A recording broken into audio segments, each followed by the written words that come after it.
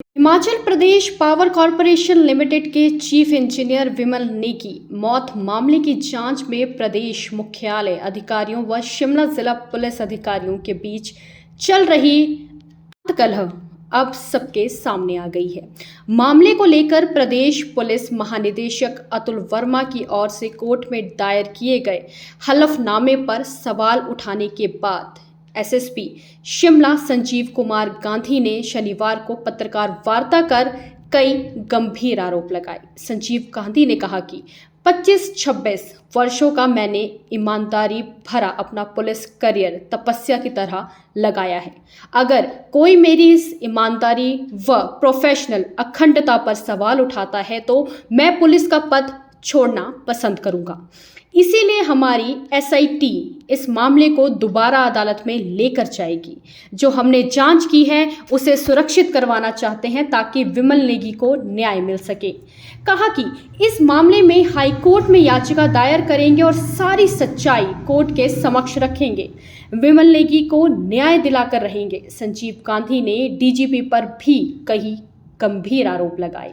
गांधी ने कहा कि जब मिडल बाजार में गैस ब्लास्ट हुआ जिसमें एनएसजी को बुलाया जाता है, कुछ समय के बाद एनएसजी की रिपोर्ट आती है कि यह धमाका आतंकी हमला है और इसमें आरडीएक्स मिला था। फिर डीजीपी मेरे बारे में मुख्य सचिव को पत्र लिखते हैं कि इसमें एसपी शिमला की लापरवाही है और सबूतों को नष्ट किया गया है। लेकिन आज उस जांच की रिपोर्ट सामने आई है जिसमें यह पाया गया कि उसमें कोई विस्फोटक सामग्री नहीं थी, एलपीजी से विस्फोट हुआ था। इससे सवाल उठता है कैसे हमारे बड़े बड़े पुलिस अधिकारी एनएसजी का इस्तेमाल कर रहे हैं। गांधी ने आगे कहा कि शिमला पुलिस ने सीआईडी के एक मामले में जांच की थी, लेकिन इसका एक गुप्त पत्र को चुराकर पुलिस महानिदेशक ने निजी स्टाफ की ओर से लीक करवाया गया था। इस संबंध में एफआईआर पंजीकृत हुई थी।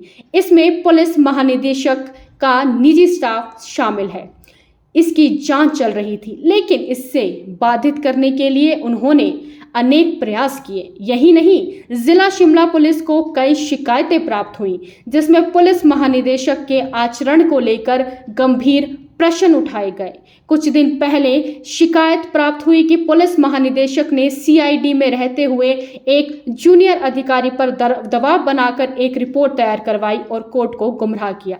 आगे आपको सुनाते हैं क्या कह रहे हैं संजीव गांधी।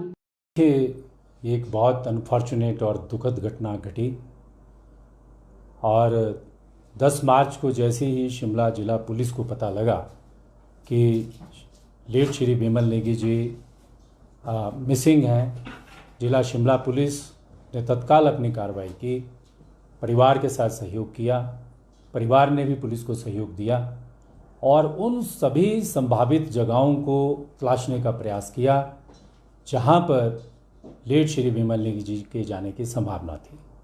इसी दिशा में हमें पता चला कि विमल नेगी जी आखिरी बार घुमारवीं बस स्टैंड पर देखे गए और उसके बाद उनका कोई पता नहीं चला। हमारे भरसक प्रयास करने के बाद 15 मार्च को हिमाचल प्रदेश पुलिस महानिदेशक ने एक स्पेशल इन्वेस्टिगेशन टीम का गठन किया। उस स्पेशल इन्वेस्टिगेशन टीम में उन्होंने अपनी जो सिलेक्शन ऑफ ऑफिसर थी वो स्वयं की और एडीजीपी सीआईडी को उस एसआईटी का मुखिया बनाया और उसके बाद जो दायित्व था तलाश करने का और उसके उपरांत जो भी कार्रवाई होनी थी वो उस एसआईटी 1 जो तलाश करने वाली एसआईटी थी उसके द्वारा की जानी थी। और 18 तारीख मार्च महीने में जब उनका शव बिलासपुर की गोविंद सागर झील में मिला तो जिला बिलासपुर की पुलिस एसआईटी का ये दायित्व था कि वो उचित कार्रवाई करती और जो शव विच्छेदन जिसे हम पोस्टमार्टम कहते हैं, इंक्वेस्ट रिपोर्ट करते हैं, वो उन मानदंडों पर की जानी चाहिए थी जिन मानदंडों के अनुरूप इस तरह के जो गंभीर विषय होते हैं उस पर वो सही तरीके से खरी उतरे। इस एसआईटी ने क्या किया क्या नहीं किया उसकी इन्वेस्टिगेशन भी हमने की है, क्योंकि वो इन्वेस्टिगेशन फाइल का विषय है। उन सब चीज़ों को तो अभी मैं ज़्यादा प्रकट नहीं करूँगा, लेकिन हमने एक सत्यता, प्रक्रिया, कानून, और उसके दृष्टिगत इन्वेस्टिगेशन की है, जिससे श्री विमल नेगी, जो लेट विमल नेगी जी, उनकी जो जिस प्रकार की रहस्यमय परिस्थितियों में मृत्यु हुई, उस सब की सच्चाई सबके सामने आए। हमारी हमेशा उस परिवार के प्रति गहरी संवेदनाएं रही हैं और जब HPPCL के बाहर उन्होंने अपना धरना प्रदर्शन रोष प्रकट किया था, तो उस समय भी मैंने उनके परिवार को आश्वस्त किया था कि मैंने अपने 26 साल की जो मेरी पुलिस की प्रोफेशनल इंटीग्रिटी और ऑनेस्टी है, उसके हिसाब अनुरूप मैं उस केस को इन्वेस्टिगेट करवाऊंगा और करवाऊंगा। और उसी दिशा में हमने एक इंटीग्रेटेड इन्वेस्टिगेशन के लिए एक बहुत लंबी चौड़ी एक्सपीरियंस टीम बनाई और एक डिफाइंड कंटूर जो है उसका इन्वेस्टिगेशन का तय किया। उस इन्वेस्टिगेशन टीम ने जितने भी मानदंड इन्वेस्टिगेशन के हैं, जितने भी साक्ष्य चाहिए, वो सारे के साक्ष्य जो है पिछले 40-45 दिनों में एकत्र किए हैं, वो हमारी फाइल में मौजूद हैं। वही हमने अपनी स्टेटस रिपोर्ट, जो इंडिपेंडेंट स्टेटस रिपोर्ट है, समग्र रूप से माननीय अदालत के सामने रखी थी और माननीय अदालत की विजडम में जो फैसला है उसके ऊपर तो कोई टिप्पणी नहीं की जा सकती है। लेकिन मैं पूरे दायित्व के साथ ये कहता हूँ कि हमने ईमानदारी के साथ सच्चाई की पता लगाने का प्रयास किया है और हम इस बात को स्वयं जानते हैं कि हमने कितनी ऑनेस्टी से और कितनी मेहनत से इस दिशा में जो कदम उठाए जाने चाहिए थे वो सिंगल हैंडेडली उठाए हैं और भरसक प्रयास किए हैं और इस प्रकार के साक्ष्य एकत्र किए हैं जिससे कहा जा सकता है कि विमल नेगी जी की मृत्यु में जो पॉजिटिव फैक्टर हैं, जो क्राइम है और जिस प्रकार की मनोस्थिति उनके अंदर पैदा की गई और जिस प्रकार का व्यवहार उनके साथ किया गया, वो सारा के सारा इस प्रकार का था कि वो एक साधारण, जिसको कहते हैं कि सिंपल कंडीशन में इम्प्रॉपर अनकॉल्ड बिहेवियर था और कोई भी व्यक्ति जो है इस प्रकार की परिस्थिति में प्रोपेल हो सकता है इस प्रकार का कदम उठाने के लिए। लेकिन यही इन्वेस्टिगेशन का एक कंटूर नहीं है।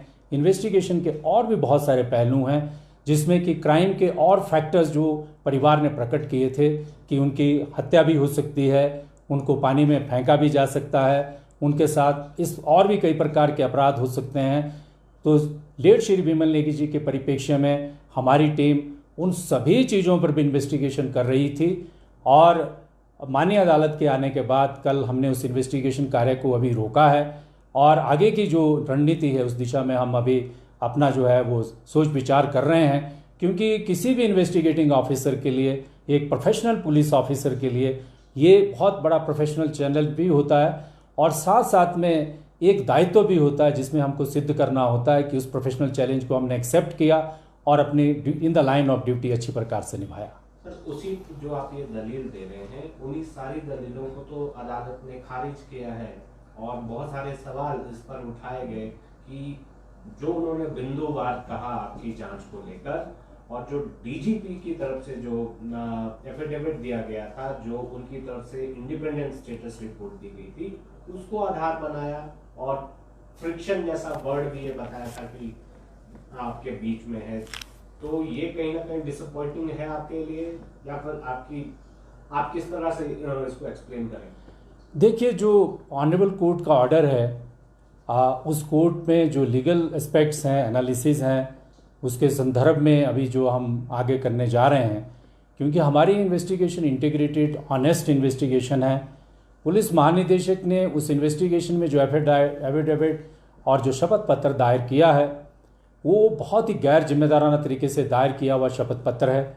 उसमें उनके अनेक कारण हैं।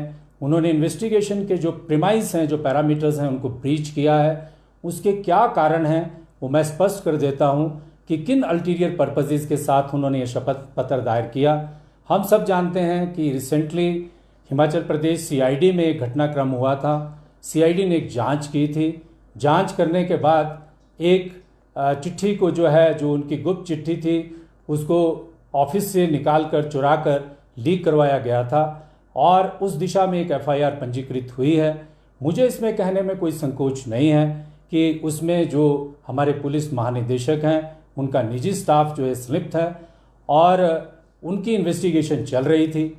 इसी दौरान जो है उस इन्वेस्टिगेशन को बाधित करने के लिए उन्होंने अनेक प्रयास किए और यही नहीं है, इसके अलावा भी अनेक ऐसी शिकायतें जिला शिमला पुलिस को प्राप्त हुई हैं जिसमें पुलिस महानिदेशक के आचरण के संदर्भ में गंभीर प्रश्न उठाए गए हैं।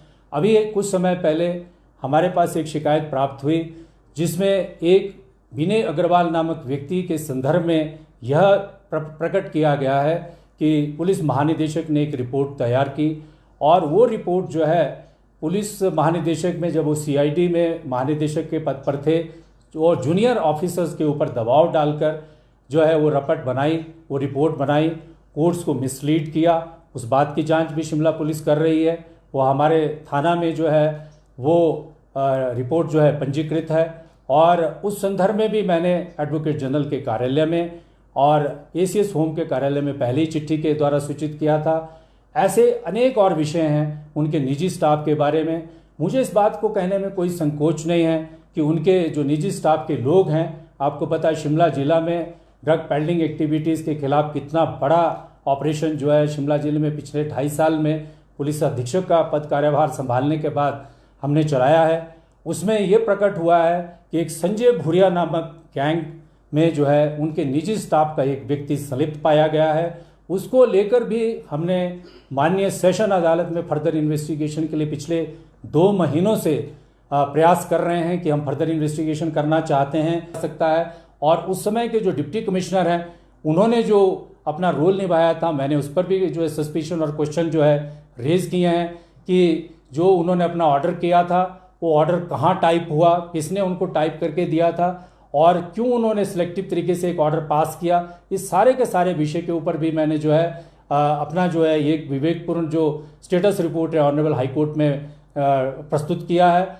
और इस प्रकार से जो इस तरह के जो विषय हैं, जब भी समय में जो टेस्ट ऑफ टाइम है उसमें हमने अपनी निष्ठा को प्रकट किया है।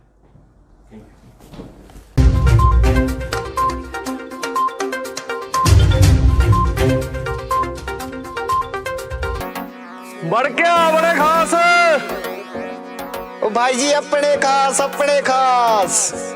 This news is sponsored by Lalchand and sons jewellers, विश्वास का दूसरा नाम, कृष्णा मार्केट, उत्तराला रोड, पपरोला, कांगड़ा, हिमाचल प्रदेश।